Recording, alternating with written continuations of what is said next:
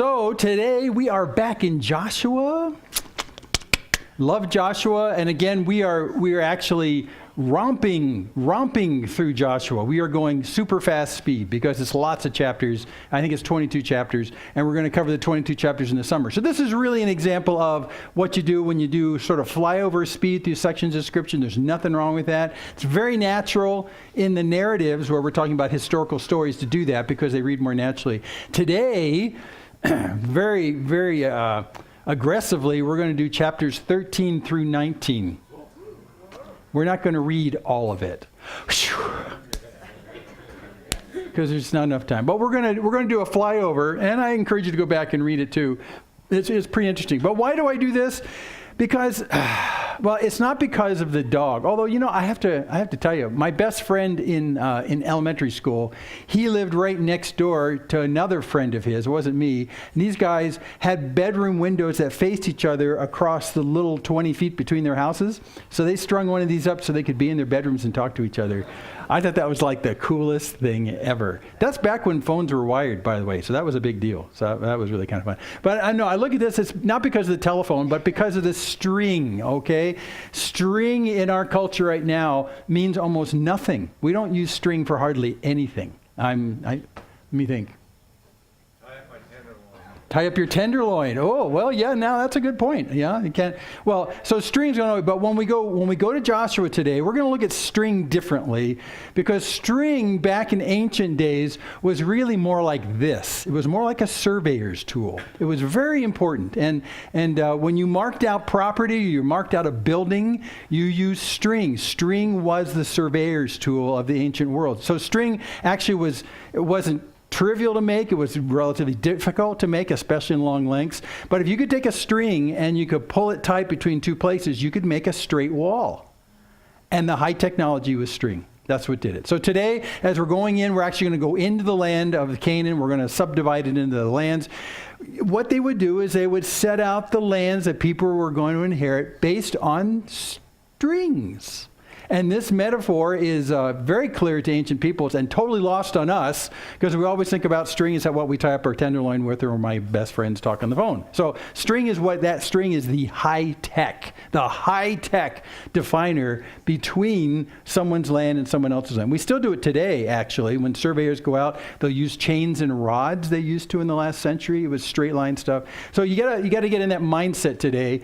And this is how it's thought of. So if you think about a string, or in this case a rope, and you put it around something in ancient thinking, then that when you put it around that thing, then the thing inside was your inheritance or actually your portion. So where you were given to live, and that's what's going to happen in Israel today. If someone says, well, I think I'm going to live right here. Well, how far? Well, I'll put a string around the edges of it, and everything inside the string is my portion. Everything outside is someone else's portion. So that's what's going to happen today. We're going to apportion things. That's why, by the way, if you have a house, it sits on a lot. Or my lot in life, it really is the idea of something being apportioned to you inside this boundary. So that's what we're going to talk about today. That's going to be the mindset today, and we'll close the morning by seeing how this works really well. So today we're back in Joshua. We're coming out of the north country that we were in last week, and as we fly more to the center of the country, Hatzor and Sidon are going to go way up there. We're going to be in the entire land of Israel, which is what it looks like from space today. It looks just like this, and we're going to go ahead and fill in this area. Just to kind of orient you, the big blue thing is Mediterranean. Woo! We're on top of stuff. Mediterranean Sea, the western and eastern of the Mediterranean. The green blob on the lower left, that's the Nile Delta right there, the very lush Nile Delta. The Goshen area that the Israelites came from now, several decades before in our story. The dark thing in the middle, that's the Dead Sea. The line going up to the north is the Jordan River, and then the Sea of Galilee on the north. So that's where we are. So we're actually going to be in the entirety of this area in the center of the picture today. And we're gonna move in, is what today is. We're gonna welcome home and move in. Here's what Israel looks like today with its political boundaries.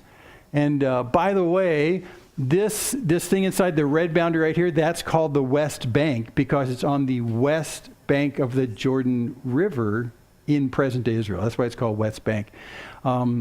And those are part of the contested areas today in Palestinians, West Bank there, or over on the Gaza Strip over here. So those things are in the news. This is real stuff, and we understand what this is like, and because it exists today. So I'll take the boundaries off, and we're going to take a look at where we're going to move into today. This is how we start off. Joshua 13:6. God says this to Joshua, "Only allot the land to Israel for an inheritance as I've commanded you." So it's an inheritance. God said this is the land you're going to have. And remember, it's an inheritance because he originally gave the land to Abraham, who had Isaac, who had Jacob, renamed Israel, who had 12 sons, the tribes of Israel. So now we're like several centuries past that. So this is the inheritance. This is the promise that's been passed down. Today, it's going to come true. Woo-hoo! Today, it's going to come true. So do this as I've commanded you. And then he goes on and says, verse 7, "Now therefore divide this land," that's on the west side of Jordan, "divide this land for an inheritance to the 9 tribes and half the tribe of Manasseh." What? Okay, hold on. We'll get there. And then verse 8, "And with the other half of tribe of Manasseh and the Reubenites and the Gadites receive their inheritance, which Moses gave them beyond the Jordan eastward." So that's how we're going to inhabit today. Most of them are going to be on the west side of the Jordan. Some of them are going to be on the east side of the Jordan. Now, why is that? Well, we'll answer that question in just a second. But this is the general region we're going to move into today. And by the way, the green part goes all the way up into present-day Lebanon. Almost all of present-day Lebanon is allocated, believe it or not. So, and down the coast, the Mediterranean coast to the south, we're going to go right on the doorstep of the Nile. It goes that far. So these are the areas that are allocated to the tribes. So why 9.5 and 2.5?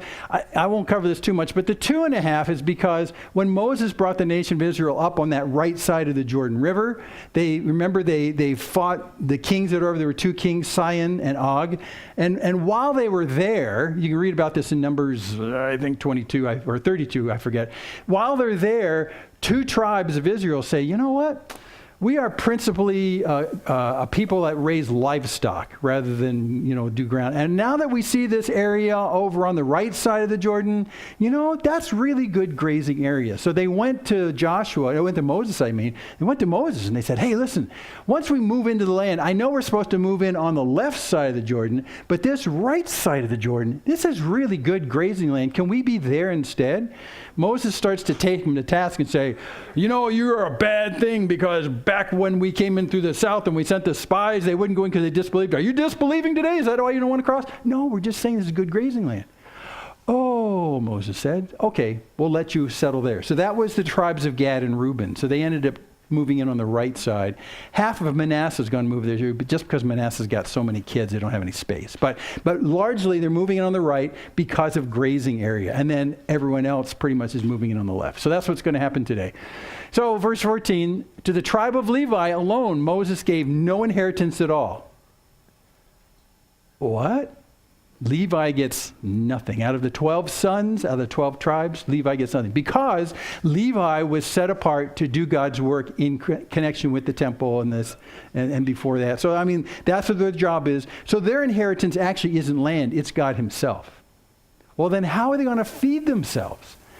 Well, largely they're fed by the sacrifices that are brought to the temple. All those great barbecue sacrifices? Went to the Levites. So the Levites still need a place to live. And we're going to look at that next week. But they're not part of the apportionment of the land at all. However, there's a trick going on here because even though there's 12 tribes minus Levi, there should only be 11 tribes occupying the land. But there will be 12 tribes occupying the land. Confuses everybody. What? It's like the missing dwarf in those puzzles. Where did he come from? I don't know. So you'll see. You'll see what happens in a second. Okay, so we're going to move in. This is how it happened. Deuteronomy 10. Deuteronomy and Numbers give us great backstory on this. At that time, the Lord set apart the tribe of Levi to carry the ark of the covenant of the Lord, to stand before the Lord, to minister to him, and to bless in his name to this day. Therefore, Levi has no portion or inheritance. Remember, that's the outlined part of where you live. Levi has no portion or inheritance with his brothers.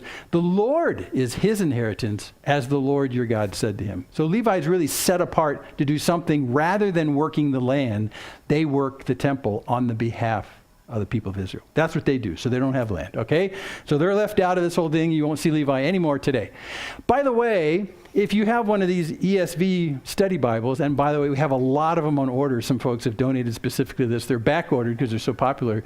On this page right here, in the middle of Joshua 13, they have a great layout of where everyone went. So I'm not going to duplicate that today.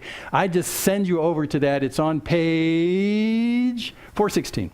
Okay, so go to that. It's a great layout. It's a great discussion of where they went, and good thing for the study Bible folks, because they put that right at the very section where they start to move into the land. So just as you're asking where do they go, here's the answer right there.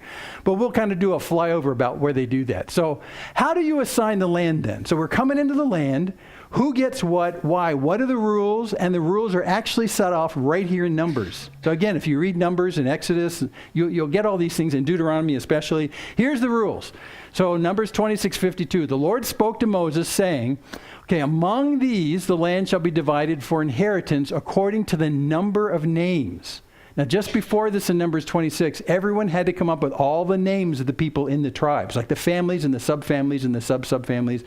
All those names. They said, so we're going to portion it based on if you got a lot of names. So it says, look, to a large tribe, you shall give a large inheritance. Yeah. And to a small tribe, you shall give a small inheritance. Every tribe shall be given its inheritance in proportion to its list, the list of names or the list of the families, how many families are in the tribe.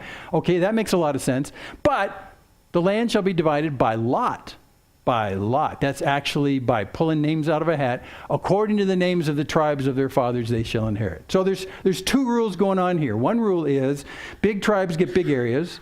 Small tribes get small areas. Makes sense. But then we're going to pull names out of a hat. What? You'll see why in just a second. This is a good deal. So that's the rules. That's the rules according to Numbers 26. So here's the, I'm an engineer, so I had to make a pie chart. This pie chart is based upon the populations that are listed back in Numbers about how big these are. I'd never done this before, so I did this for me. I don't care if you're looking at it. It's for me. So, and the largest tribe is about 1 o'clock, and it gets small as you go around clockwise right there. So the largest tribe is actually Joseph.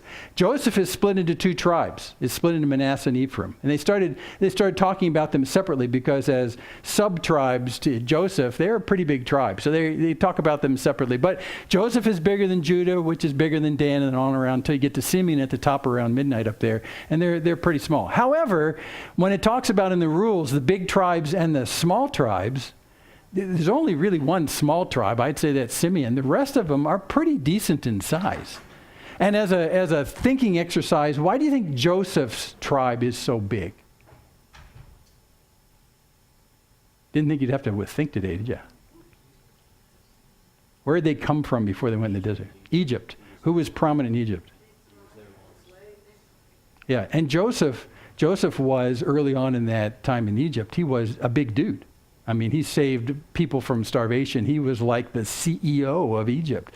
So it's probably likely that his tribe grew bigger faster because he was well placed in Egyptian culture. Why Judah is so large, we don't know. We don't know the sizes after that. But it is surprising that Joseph, who is the second youngest in the family of Jacob, would have such a big family. But that's the way it is. That's why they subdivided Joseph between Manasseh and Ephraim. Okay, so first, what we're going to do is we're going to move in the guys that are on the east side, which is in chapter 13, verse 8. So we already know that they're going there because they're livestock raisers. So you have Manasseh and Gad and Reuben. And 13:32, these are the inheritances that Moses distributed in the plains of Moab. Those are the plains on the right side of Jordan, beyond the Jordan, east of Jericho. Manasseh, this is only half of Manasseh. Half of Manasseh. The other half is going to be on the other side. That's how big that Manasseh and Ephraim and Joseph's stuff is. And then Gad and Reuben. Gad and Reuben are the two guys that came to Moses and said, we have lots of livestock. Can we go on that side of the Jordan? It caused conflict with Moses originally due to misunderstandings, and it will come back to cause misunderstandings at the end of this process in Joshua, when people accuse them of being atheists, in a sense, because they're on the wrong side of the Jordan. It gets figured out. You'll see it when we get there. But it causes lots of trouble. So they went over there, and they got all set up, and half of Manasseh because it's so big. So then Joshua 14, we switch to the western side of the Jordan. These are the inheritances that the people of Israel received in the land of Canaan. So we'll start it. Remember, they said big tribes, big areas.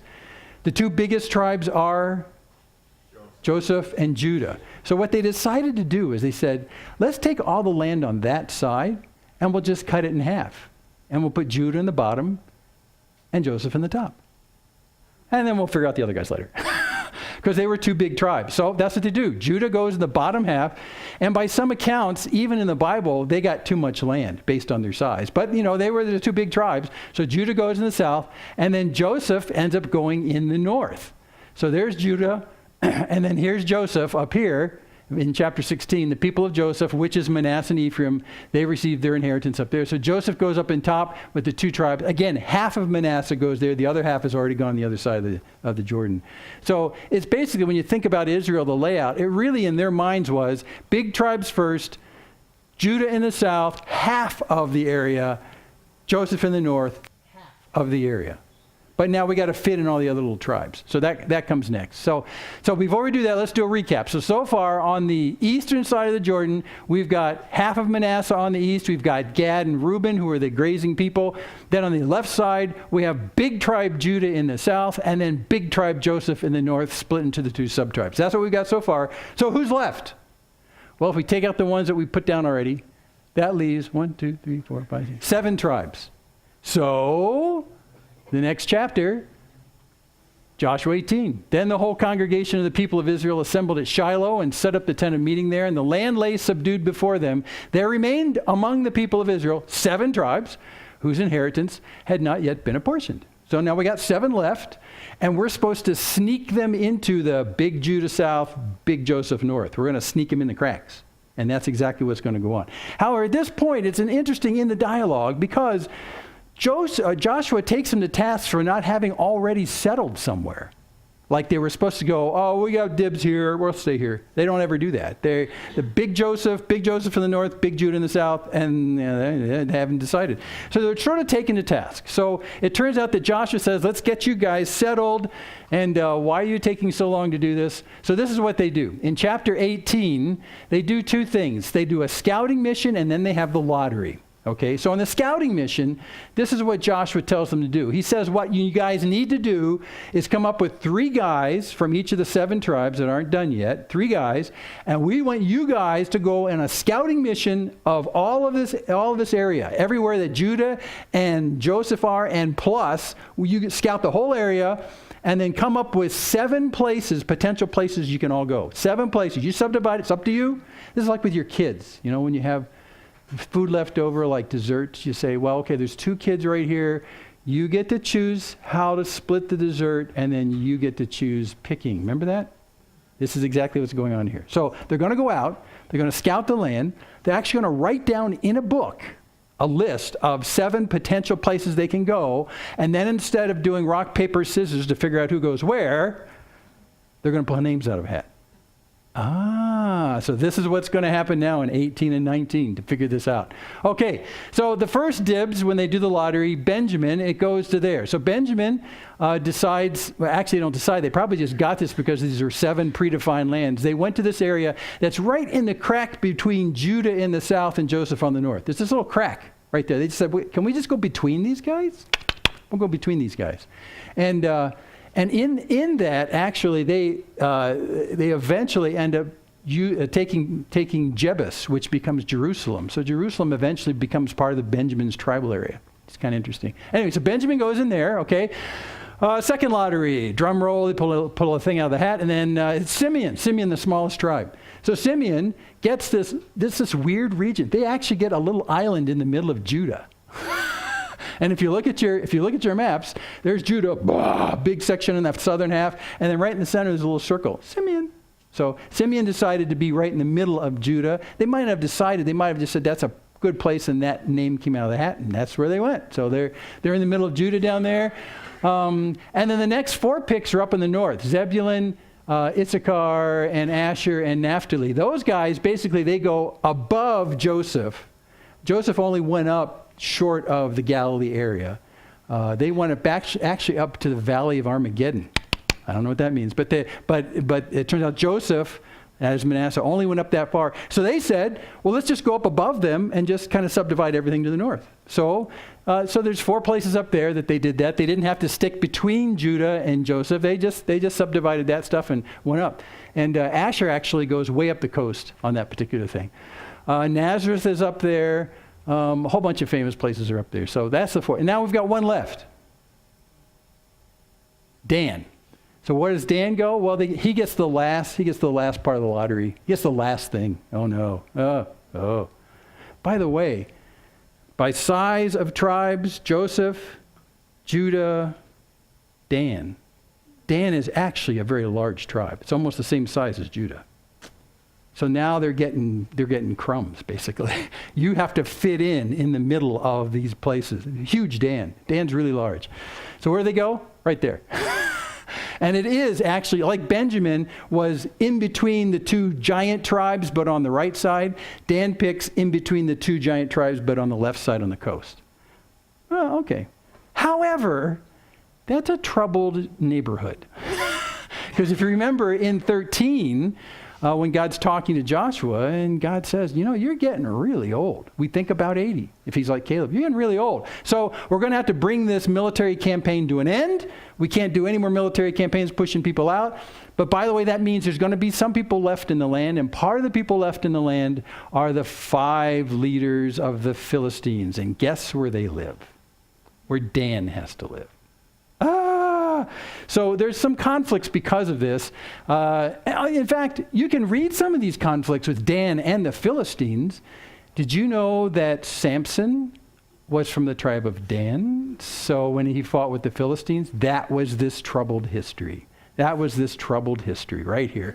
And so they had a horrible time. You can read about it in Judges where there's this constant conflict down in that neighborhood right there.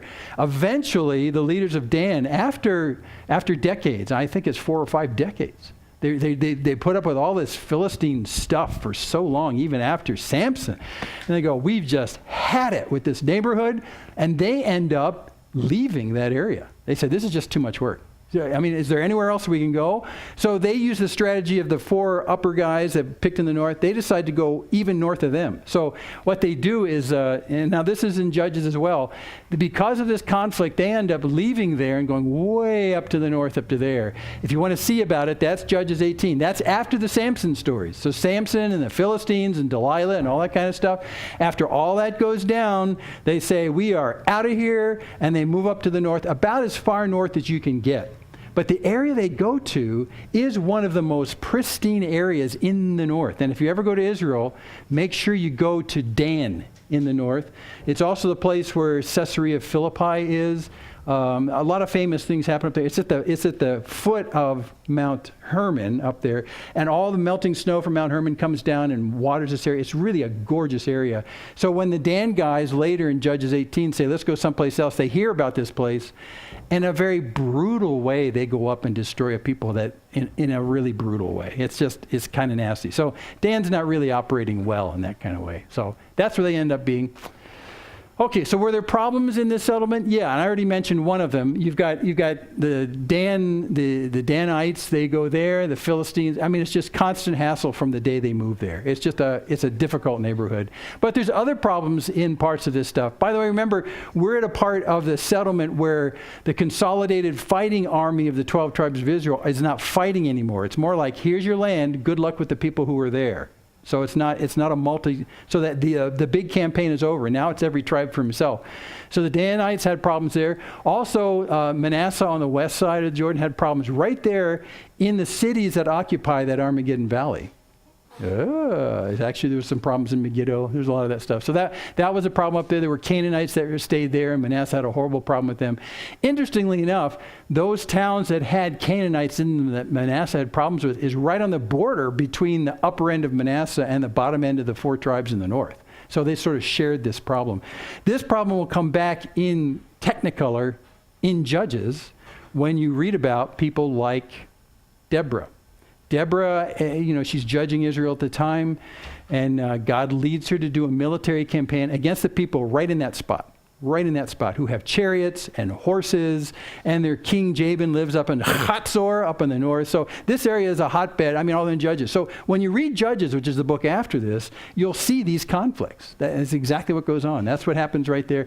Deborah and General Barak for Israel ends up winning up there. But anyway, it's a hotbed for a long time. There's also a problem in Gezer. Ephraim's right there, and Gezer ends up being just a difficult problem. They deal with that for a long time. Gezer will be in the news for a couple centuries until David takes care of Gezer. It takes a while. So Gezer ends up being a problem for a long time.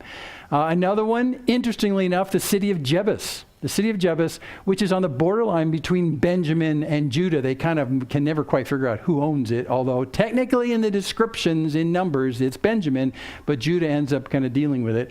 Jebus, and Jebus is where the Jebusites live, and Jebus is Jerusalem, eventually. When David's made king several centuries later, he sets up the kingdom city center in Hebron in the south, and finally says, that's a bad place. We're moving up north. We're going to Jebus. They said, no, you can't go to Jebus. Those people in Jebus have been there forever, and you just can't kick them out because they're in a defensible little hill that you just can't. It's impossible to take Jebus. For several centuries, it has been impossible to take Jebus and get the people out. But David says, we got this. And so sure enough, he goes up there, they kick the Jebusites out, and it becomes Jerusalem.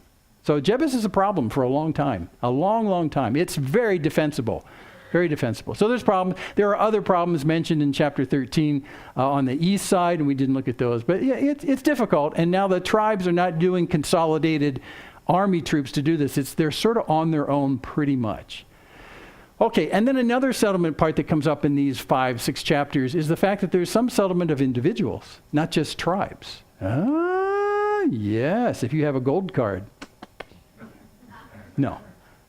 What happens at the very beginning of the narrative, Caleb, one of the two guys 40 years earlier, the spies, in Joshua 14, Caleb goes up to Joshua and says this, Moses swore on that day saying, surely the land on which your foot has trodden shall be an inheritance for you and your children forever, because you have wholly followed the Lord your God, my God. So what he's saying to Joshua, he's reminding me, he says, remember when you and I, we were the guys, the spies that went in and came back and said, okay, it's scary, but God can take this. Remember, we were the only two guys out of the 12? And Joshua and Caleb get.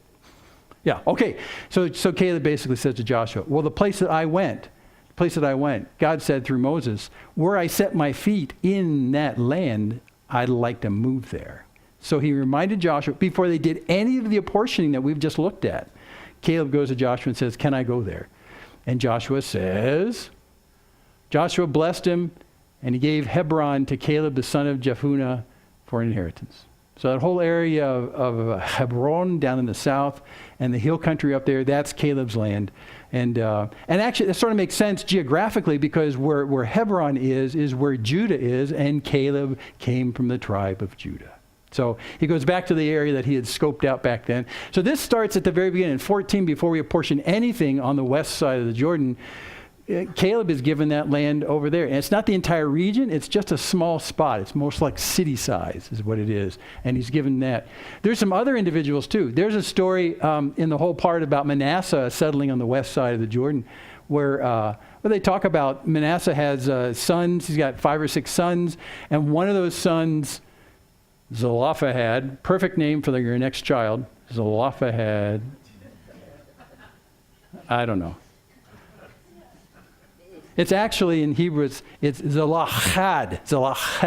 Yes, Zelophehad. Anyway, Zelophehad, one of the sons of Manasseh, didn't have any sons. So when they apportion the land, they always do it by the males because they'll get married and you don't double apportion by giving to males and females. But they go and they say, look, Zelophehad doesn't have any sons. So, he's got daughters. Can we apportion the land to daughters? And, they said, well, that's very unusual. But they did it anyway. So Joshua 17. So they approached Eleazar the priest and Joshua the son of Nun and the leaders and said, the Lord commanded Moses to give us an inheritance along with our brothers. So according to the mouth of the Lord, he gave them an inheritance among the brothers of their fathers. So the daughters got family inheritance. Woof. I know.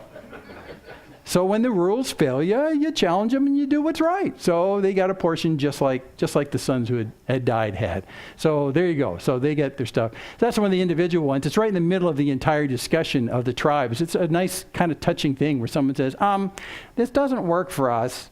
Okay, so we'll change it. That's really encouraging. And then finally, another individual is Joshua himself. When does Joshua himself get some land for himself? After everybody else gets their stuff. So when you look at this entire account, these 6 chapters of the moving people in the land, everybody's in, everybody's settled. And then when they had finished distributing the several territories of the land as inheritances, the people of Israel gave an inheritance among them to Joshua, the son of Nun. That's really nice. It's like profit sharing. You got us into the land. Now, is there any place you want to be? Now Joshua is from Ephraim. He's from the tribe of Ephraim. He couldn't have moved actually anywhere in Ephraim, which, remember, Ephraim is stuck in this little crack between the big tribe of the south and the big tribe of the north. They're in this little kind of sideways crack. So he could have gone anywhere there. So what they did, this is just really touching. So verse 50 of chapter 19, by command of the Lord, they gave him the city that he asked, Timnath-Serah, in the hill country of Ephraim, his tribe. And he rebuilt the city and settled in it. And those are the last words we have in the settlement process. All the tribes are in place. Joshua's been given this place of his choosing. Interestingly enough, when you look at this city of Timnath-Serah, it's and you go back in the history, it's in an area that sort of makes sense, because remember when they were down in Jericho, they'd finished Jericho, and they came up in the land, they came up to Ai and Bethel, remember that? And things got messed up in Ai and Bethel, and that got fixed eventually. And then they headed north to do their Mount Ebal, Mount Gerizim kind of blessings, and remember that? Well, that little dogleg, that place where Bethel and where Ai are, if you stood right there and you looked directly toward the Mediterranean west, where all the nicely rainfall lands slope down to the Mediterranean, right there, you can look right there, and there's that city he's talking about. So I think during the entire thing, that was early in the process of taking over the land and pushing people out, he stood right there and looked down and said, man, that's beautiful. And so that's where he ended up going. And that's where, coincidentally, the tribe of Ephraim settled. By Lot. So anyway, that's kind of cool. So he gets set up there. Okay, let's do a wrap up. So why do we even look at this stuff? Why is this even important? And I'll say right off the top, this is one of the most important themes of the entire Bible. What? What? A gigantic part of the idea of salvation is built into this picture. It's huge. It's huge. And yet we overlook it all the time. When we talk about being saved, save, and the word both in Greek and Hebrew of save means to be saved from something that you're stuck in that you can't get out of. But what is it you're saved to? I know what I'm saved from, but what am I saved to? This is the idea of what you're saved to. So let me just draw some circles around this. This is how the psalmist summarized what we just read. Many years later, he brought them to his holy land. Holy, by the way, means set apart for something. It's set apart for them. Brought them to his holy land, to the mountain which his right hand had won, because God did this for them. He drove out nations before them. He apportioned them for a possession, and he settled the tribes of Israel in their tents. It's a very fatherly thing he does. And then if we go back to this apportioning idea with the rope, years later they would look at the technically random application of who lived where happened, and they'd say, well, this worked out pretty well. For instance, when I was thinking about this morning, when I look back on my life and I look at the places I've gone, the places God has taken me, the events that God's taken me through, I look back and I say, I would not have chosen that ahead of time, but I'm very thankful that God brought me to this and to this and to here. And all that. This is the idea, because as they came into the promised land, who knew where they were going to go? Gad and Reuben had already asked for the grazing lands over on the right side of the Jordan, but everyone else is going, I don't know. All I know is it's going to be fair. If we have a lot of families, we'll get a lot of land, but who knows what's going to happen? And if you've ever moved in your life from one home in one region to another home in another region, you know how disrupting it is? Or if you're constantly moving? or you never settled. I don't know which way it is. But if you're doing that, I go back to when I moved in the middle of high school, and we moved out of the country. And I'm thinking, well, what's life going to be like there? This is in the middle of high school for me. I mean, I've established all these friends. I know the neighborhood I'm in. I was in the same house I'd been in since I was 3. So, in the middle of high school, everything's stitched together. So going someplace else is uncertain to start with, but then going out of the country is way uncertain. How do I know that I'll be happy there? Because I have no control over where I'm going or what's going to happen. I guess I'll just have to trust God. And in the end, when you step forward in life and you fast forward the tape and you look back, you say, man, that worked out really well. And I had no control over what worked out really well. This is the idea, the biblical idea of God's providential care of you. That even though you cannot control your future, you cannot control the uncertainties of where you're going. So when Israel came into this land with all those uncertainties, I mean, these people had lived their whole life in a desert. They knew nothing of what they were going to. With such uncertainty, such fear. Will God give me a place that my family can prosper and that I'll be happy? Will he? And in retrospect, you can go back and say, yes. And this is how it's stated in the vernacular that you probably didn't understand before. Psalm 16. The lines have fallen for me in pleasant places. Indeed, I have a beautiful inheritance. And that's exactly what he's saying. The lines that divide yours and someone else, the line, and God put this line out there, and he said, Jim, stuff inside the line, that's where you live. Well, I don't know if I really like it here. Well, you're going to like it here. You will. Because I picked it for you, and I know what you're like.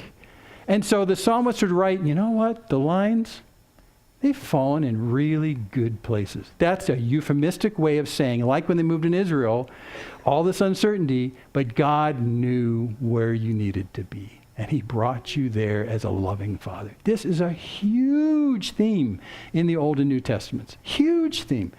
When you're saved from the captivity of sin, or you're saved from the captivity of Egypt, hey, there's a connection here. And you're brought out of that. Where are you brought to?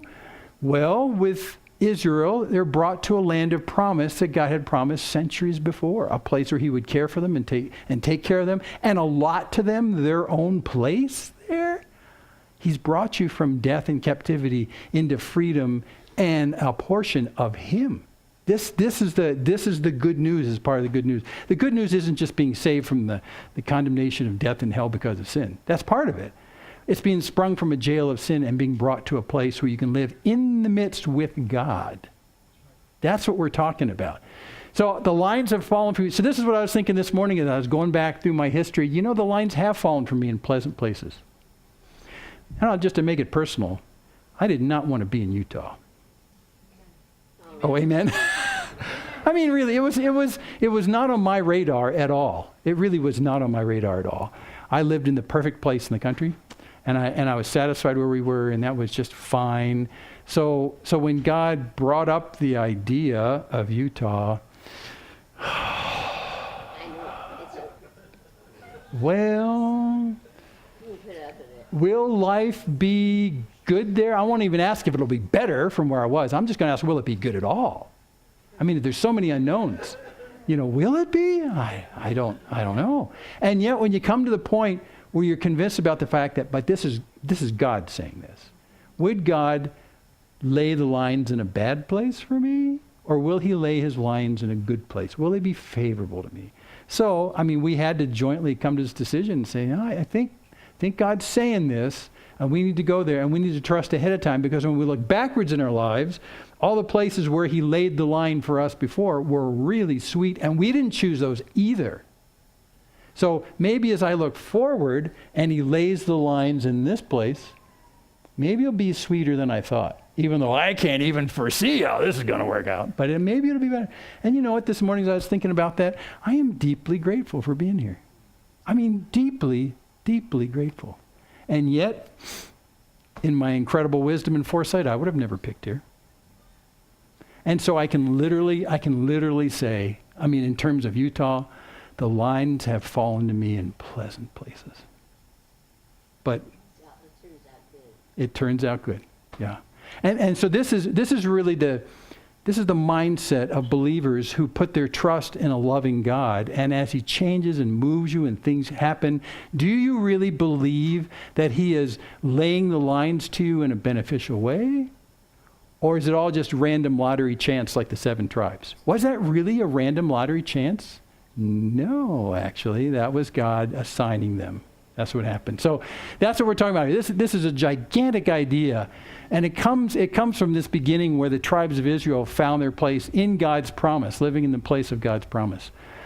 We see it in the New Testament. Remember when Jesus said this? In my Father's house are many rooms. If it were not so, would I have told you that I go to prepare a place for you?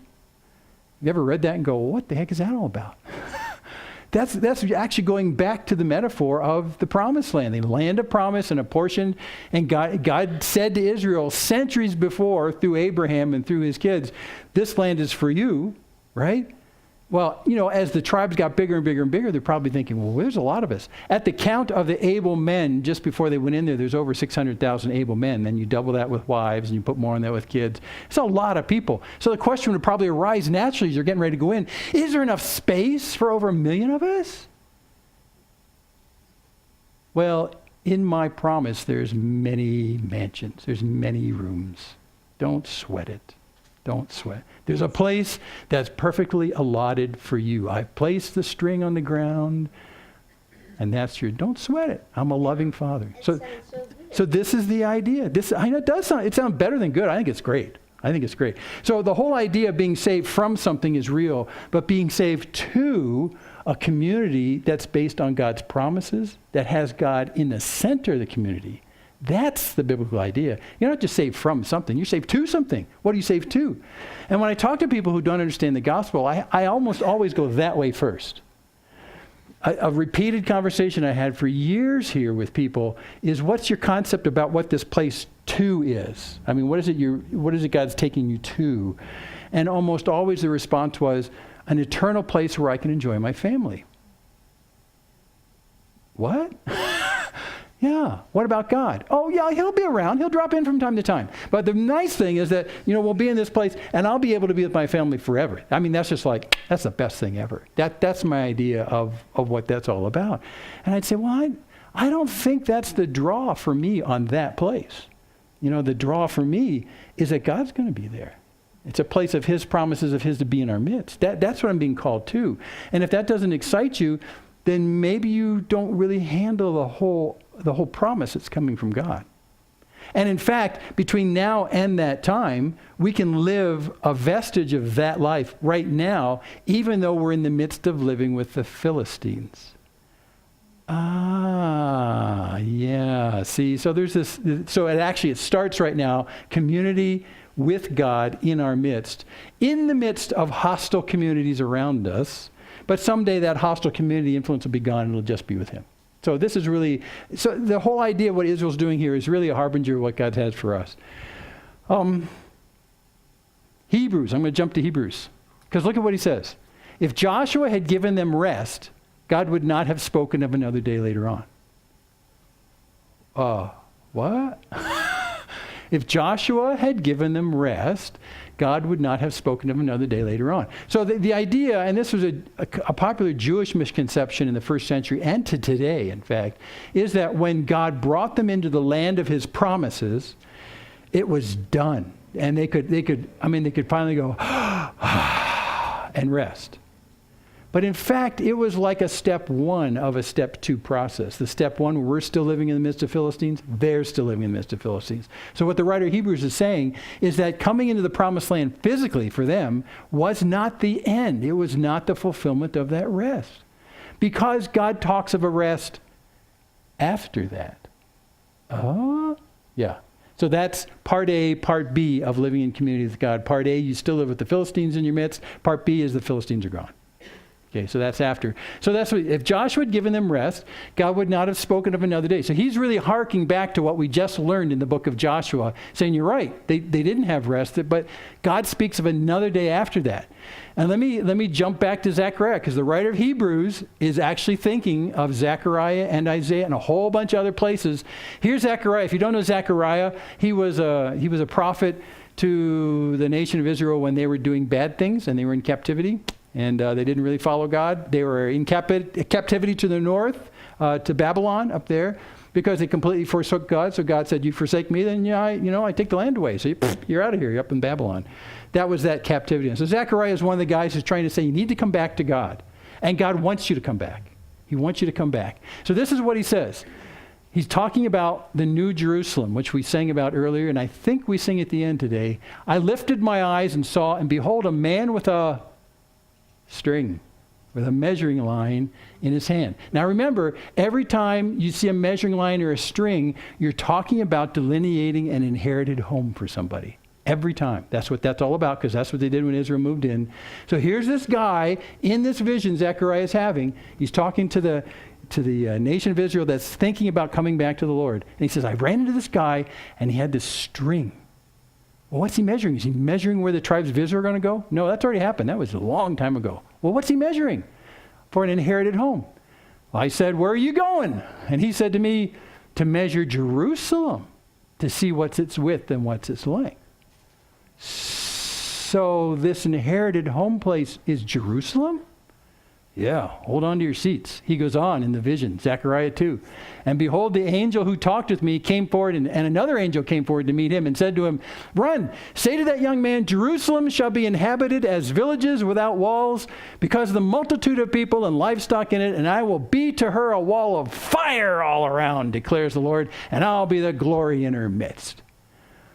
So he's saying this to the nation of Israel that has forsaken God and are now coming back. But he seems to be talking in a much bigger sense. Because when Israel came back from the captivity in Babylon, they rebuilt the walls, read Nehemiah. So we're talking about something past that. That's like that, but it's past it. Because the walls don't need to be rebuilt. Because who's the wall now? God himself. God himself is the one who protects the people. And there's a lot of people here in just Jerusalem, not of the entire land of Canaan. I mean, oh my gosh, there's a lot of people, as well as their dogs and cats.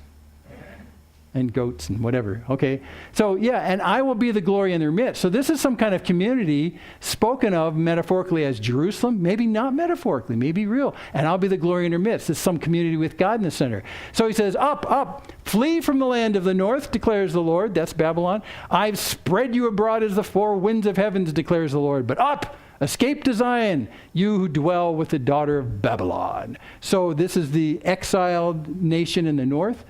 But it's more than that. It seems like he's saying, come back to the community where God is, from all the places around the world where you've been scattered. Come back to community as God has intended it, with him in the center. So we're talking about a much bigger picture than just them coming back from Babylon. It's bigger than that. And he goes on, sing and rejoice, O daughter of Zion, for behold, I come, and I will dwell in your midst, declares the Lord. Oh, now we know we're talking something bigger. And many nations shall join themselves to the Lord in that day. Many nations means many nations. It doesn't mean just Israel. But wait, isn't this the land of promise for Israel? It's the land of promise for the children of Abraham, who are children of Abraham because they exercised the same faith as the father Abraham did. And it was counted to him as righteousness. Go back, check it. It's in Genesis. It's there. So that's what he's talking about. Many nations will join themselves to the Lord in that day and shall be my people. Oh my gosh. And I will dwell in your midst, and you shall know that the Lord of hosts has sent me to you. Oh, so we're talking about something bigger. This is actually, in theologian talk, this is talking about the New Jerusalem. Jerusalem as the prototype of the community into which those who love God will live in community with God in their midst. It's a transformed community unlike anything you've ever seen on physical earth ever. It's a community with God in the midst. With people in community, not just because it's nice real estate, but because God's in it. That's the draw. God's in it. And so that applies to us as well. So who's inheriting this portion? Remember we said they had this measuring line? Who's inheriting that portion marked out by the measuring line around Jerusalem? Who's the inheritor of that land, of that inherited residence, that abode? Who's the inheritor of that? Hold your breath. You would think it would be those who have faith in God. But the inheritor of this land is somebody else. What? Who's going to live in this place that's set apart by this string? Who's the inheritor of this place that's set apart by this string? Remember, that's what the strings are set for? Bombshell. And the Lord will inherit Judah as his portion in the Holy Land and will again choose Jerusalem. So this, are you catching this? This guy who laid the demarcation string around this area, he did it so that someone could move into there. Who moves in there? God himself. And we are invited to be part of his land.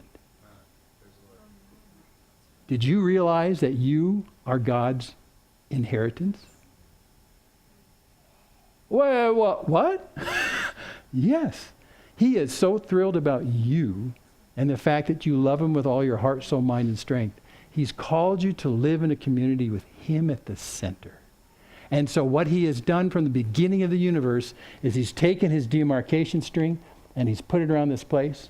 And he says, this is going to be my inherited home, and I'm going to invite all my people here to be with me.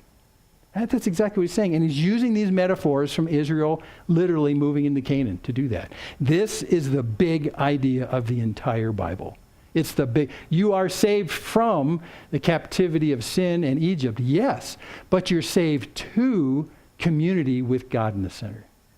That's why when we look at heaven, that's part B of the move-in. When you look at that, the big attraction isn't, well, will there be streets of gold? Because if there's not streets of gold, I don't want to go there. Will there be endless grapes? Because if there's not endless grapes, I don't want to be there. You know, I've got my rules. You know, it's got to be pretty nice. It's got to be better than the place I live right now. Well, God's going to be there. And if the answer is, okay, well, you're invited. But if your answer is, well, so no streets of gold? You see the difference in perspective? And so many times in false religions, you'll be sold a story about what the place will be like rather than who will be there.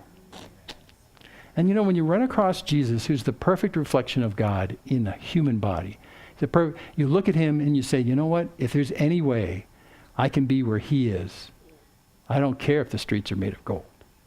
I want to be where he is. And that's exactly the picture of the Old Testament as well. God has laid his line around a place, and he's called all those who love him and have faith in him to come and live in his house, because his house has many rooms. Remember Jesus? His house, this is his house. And Jerusalem has always been the city of God. It's been the city where God meets with man in that sense. But it's God's inheritance. You are his inheritance. You are his portion. And in a real sense, he has taken this measuring line and he's put it around you.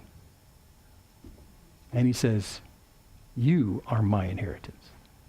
That's what he's doing in this metaphor. That's why this is the biggest idea in the entire Bible, I think.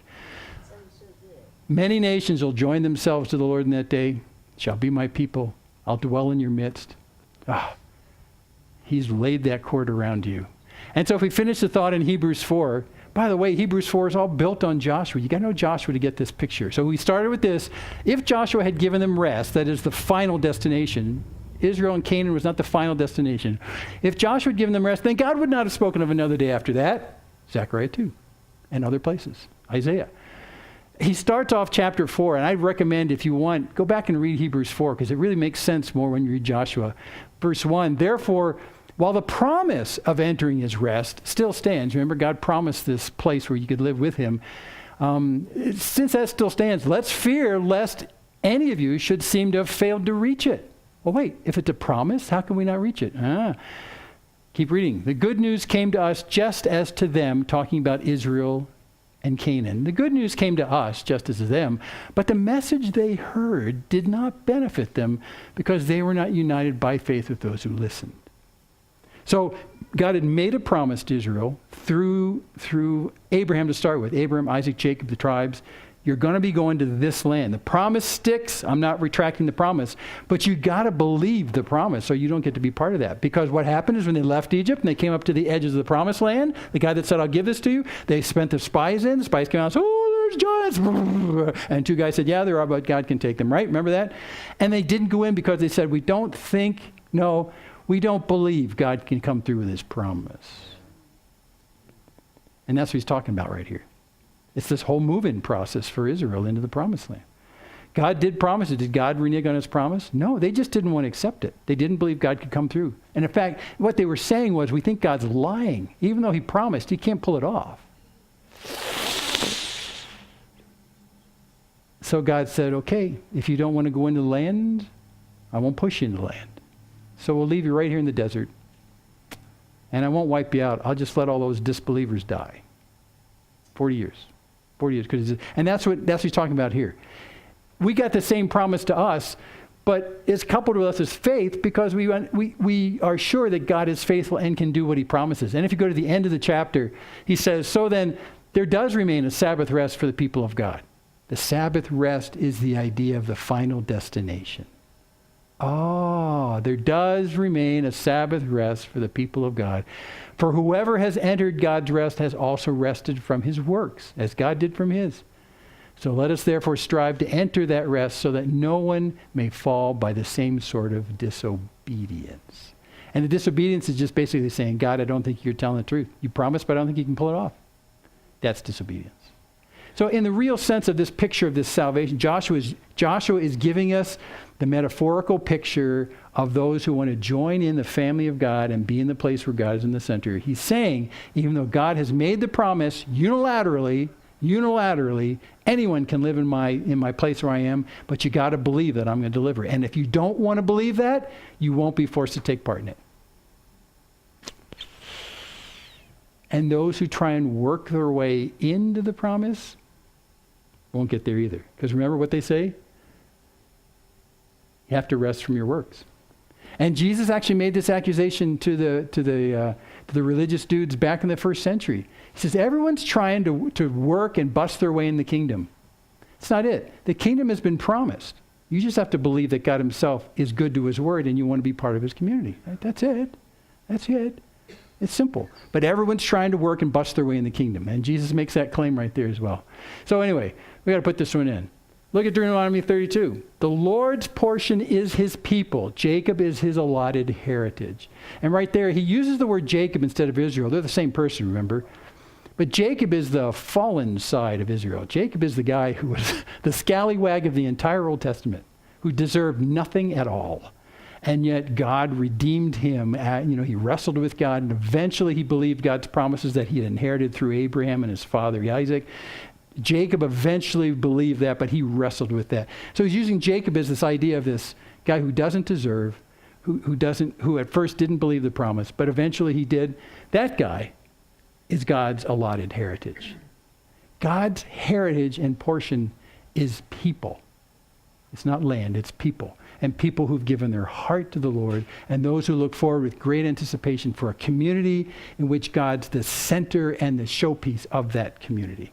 And like I say, we have part A right now while we're still living in Philistine lands, but eventually the Philistines will be gone and part B comes later, and that's where you get Sabbath rest, full rest away from that. I will dwell in your midst. So then there remains a Sabbath rest for the people of God. In fact, the line he puts around you is a line of love. The line he puts around you is a line of love. There are some wedding ceremonies in the world, do you know this, where actually part of the ceremony is laying a line around the person on the ground. It comes from the same idea about setting a lot and a portion. So you set the line right there, and you look at the person inside that string, and you say, you and you alone are my portion. You're my inheritance. You're mine. And that's exactly what God has done. So, if you miss this whole real estate deal that goes on in Canaan with Israelites, you miss the metaphor, the fact that God himself has set up a community. The place is not that important, but a community in which we can all gather and be with him in the center of that community. And that's the attraction of the gospel. For the God who loves you and you love him with all your heart, soul, mind, strength. That's the picture. Now, if you fast forward in the nation of Israel after what we just saw in Joshua and into Judges, you and I know, if you read Judges, that things go down the toilet really fast. You would think, hey guys, we're here. Life is perfect now. But it's not perfect. It gets really bad. And the chief culprit, it's not the Philistines. It's not the Canaanites in the land. It's not, those are pieces of friction. You know what the problem is? In the words of a very famous cartoon strip that no one remembers anymore, we've met the enemy and he's us. Pogo. You got to be really old to know Pogo. How do you know that, Elizabeth? Okay, long story. Anyway. Yeah, we've met the enemy and it's us. Because in Judges, it turns out that they're chief enemy of themselves because they did what was right in their own eyes. And it led to the worst community ever. Now there's some high spots in Judges, here and there. Deborah, a little bit of Samson. Samson was a jerk too. I mean, there's just a lot of stuff that goes on. But the promised land itself, the place is not the magic. The magic is the presence of God himself in the land. And as long as the people of Israel recognized the presence of God in the land ran well. That's why when David was made king, he was a man after God's own heart. He drew the people back to God. And in the midst of that, the nation prospered not because David was a great administrator, but because he understood and knew God's heart. And in the beginning for Solomon, the same thing. And then when that started to fall apart, the nation fell apart. So this is a community not based on a place so much as who's in the middle of it. When God's in the middle of it, there's life. That's the intention. Whew. Yes. Now, with all that in your head, watch these words go by. Because they'll go click, click, click, click, click, click, click, click, click, click. Oh, I get it. I get it. Behold, I'm making all things new. All things new. That's a promise that Jesus makes. He's making all things new. Soon we will not live in the land of Philistines with that constant influence. So you can actually start the community of living with God in the center now. And the Philistines will be less and less of a problem. They're still a problem. But a day is coming when I'll make all things new. And the Philistines are gone. And it's community with God himself in the New Jerusalem. That's the gospel. That's the gospel. That's the promise. Okay. Father in heaven, we thank you so much for these great words. What a saga this is, but how clear it is to us that the place isn't as important as you being in the center of it. And Lord, we understand that right now as well, that we live in crusty places, we live in ragged places. And Lord, we know so well by our own experience that when we turn inward and we start blaming ourselves or blaming other people or blaming our circumstances and wonder why we're not so happy, we understand it's because we're trying to make ourselves the center of this universe. And this universe doesn't work well unless you're in the center of it. You're the creator God who loved us tremendously, who loved us so much that you died for us, so that you could bring us into this fantastic community with you at the center, with you as the light of all things. So Lord, we pray that you would turn our eyes away from the circumstance, even turn our eyes away from our own selfish sense of happiness, so that we might turn our eyes in worship and adoration to the one who loves us and whom we love only because you first loved us. And our hearts are turned toward you, and we look with great anticipation for the day in which this life with you in the center of our lives now transforms into something even bigger, something even more fuller, something that's consummated in a presence in a community we can't even start to conceive. What you have in store for us would blow our minds if we could see it. But we have a taste now. And we know that in every circumstance we find ourselves, in every place that we find ourselves, we find that when we allow you to be there, then the lines have fallen to us in wonderful ways because you're near. So thanks for this now. In Jesus' name, amen.